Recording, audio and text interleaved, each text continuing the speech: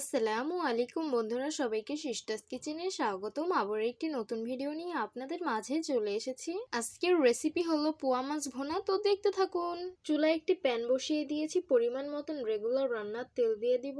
তেল গরম হয়ে গেছে, ম্যারিনেট করে রাখা পোয়া মাছগুলো দিয়ে দিব। এই তো মাছগুলো সুন্দরভাবে ভেজে নিয়েছি, এখন একটি পাত্রে উঠিয়ে রেখে দিব।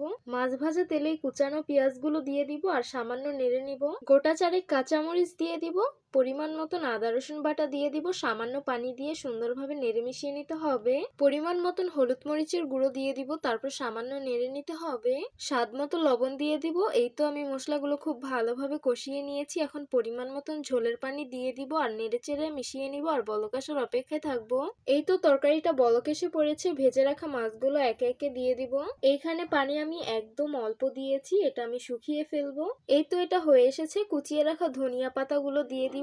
মাছগুলো কিন্তু আমি আর কোনো কিছু দিয়ে নাড়বো না, নাড়লে ভেঙে যাবে। এই মাছগুলো এমনিতেই অনেক বেশি নরম, তাই আমি একটু ঝাঁকিয়ে নিচ্ছি। এখন হয়ে গেছে, নামিয়ে নিব।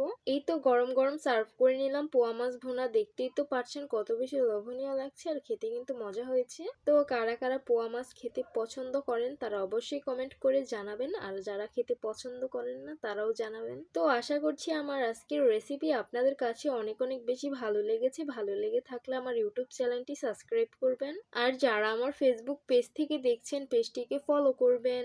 সবাই ভালো থাকবেন, সুস্থ থাকবেন, আর সিস্টার্স কিচেনের সাথেই থাকবেন। আবারও কথা হবে কোনো নতুন ভিডিওতে। তাহলে আজকে এই পর্যন্তই। আল্লাহ হাফিজ।